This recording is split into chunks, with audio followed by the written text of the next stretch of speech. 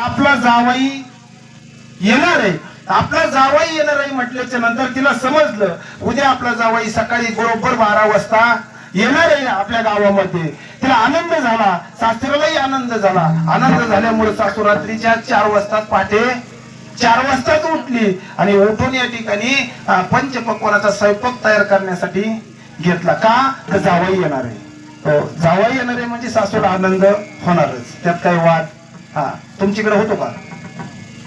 आमच्याकडे होतो बा, तुमच्याकडे काय कसं काय माहित नाही. होतो का? जावई येणार आहे म्हटल्यावरती त्या सासूला आनंद झाला. आनंद झाल्यामुळे लवकर उठून स्वयंपाकाचं साहित्य काढलं आणि पहाटे 4 वाजल्यापासून आपल्या जावयासाठी गोडधोड स्वयंपाक बनवण्यासाठी ती तयारीला लागली. तयारीला लागल्याच्या नंतर तिने अनेक प्रकारचे पदार्थ बनवले. जावई कमीत कमी 2 वर्षातून येणार आहे.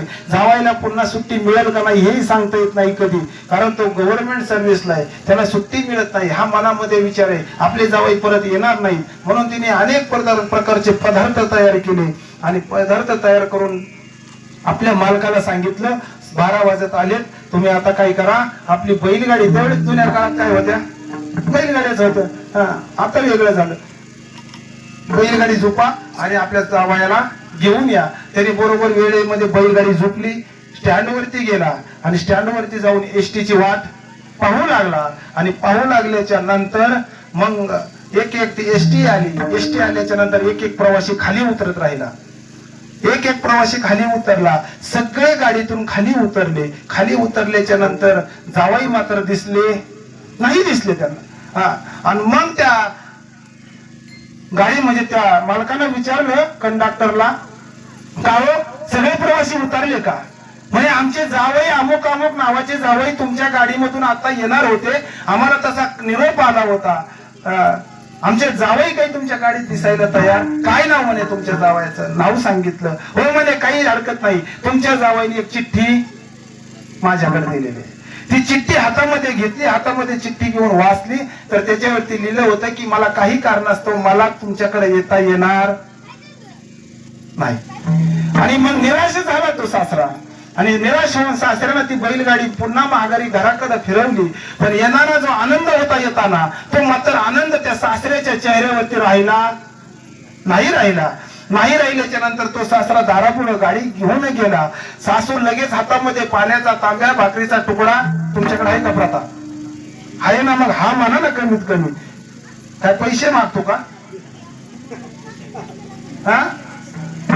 हातामध्ये पाण्याचा भरलेला तांब्या, एक हातामध्ये भाकरीचा तुकडा कशासाठी घेतला होता? उतरून टाकायसाठी.